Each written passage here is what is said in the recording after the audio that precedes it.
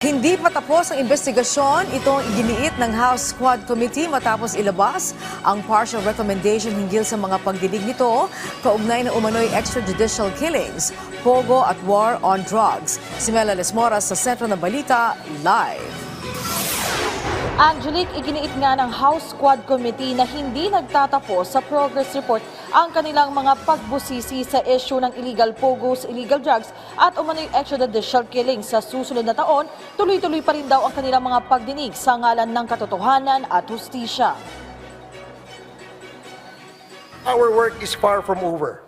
The Quad Committee's progress thus far is a testament to what we can achieve when we confront corruption and criminality with courage and resolve.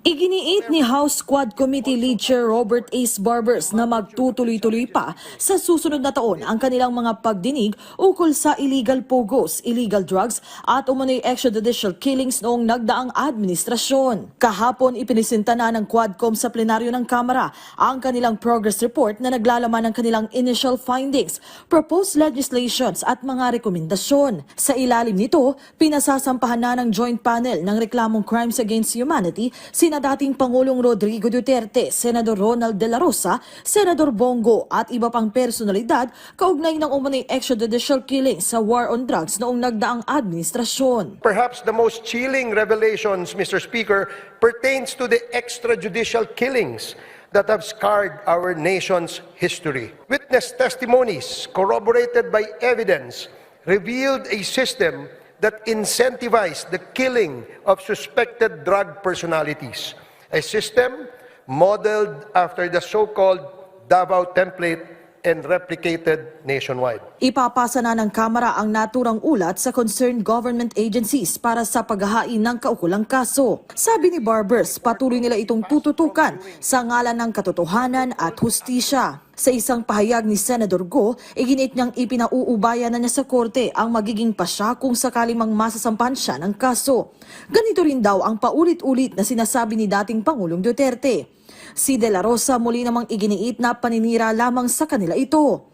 Bumuelta rin si Davao City 1st District Representative Paulo Duterte na inirekomenda namang ibayo ring maimbestigahan ukol sa isyu ng iligal na droga. Angelique, patungkol naman sa pamilya Duterte, ngayon lamang ay inihain na dito sa Kamara ang ikatlong impeachment complaint laban kay Vice President Sara Duterte. Ito ay sama-samang complaint ng grupo ng mga abogado at church leaders at iba pang non-government organizations at kanina ay pumunta sila sa Kamara para nga dito sa paghahain ng panibagong impeachment complaint.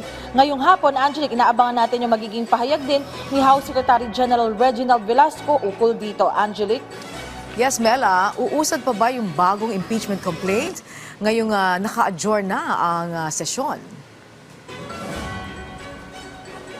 Angelique, kagabi nga yung huling session day dito nga sa Kamara at both houses of Congress para sa taong ito. So yan yung karaniwang tanong ng mga tao. Angelique, technically ito kasing impeachment complaint ay kailangan ma-refer sa plenaryo. So this year ay talagang hindi na ito ma-refer sa plenaryo dahil naka-adjourn na nga yung session. Pero next year, Angelique, inaabangan nga natin kung ano yung magiging usad nito nga impeachment complaint. Angelique?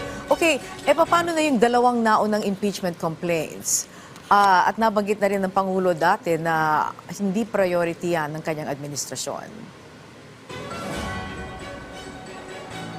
Angelique, bago nga itong ikatlong impeachment complaint, ang inaabangan din nga natin na ng pag-usad, yun ngang nauna pang dalawang impeachment complaint laban kay Vice President Sara Duterte. Sa naunang pahayag ni House Secretary General Reginald Velasco, hinihintay kasi nila kung may maghahain pa rin ng complaint bago talagang mapagsama-sama na itong mga complaints na ito. Pero Angelique, yan nga yung inaabangan natin kung yan ay mapagsasama-sama pa kasi Angelique, pag na-refer na yan sa plenaryo, yan ay pag-iisahin na lamang. So sa ngayon, inaabangan din natin yung pahayag ni Section Velasco ukol dito kung paano ba yung magiging usad nitong tatlong complaints at yan ba ay paano yung magiging proseso dito nga sa plenaryo. Angelique? Maraming salamat, Mela Lesmoras.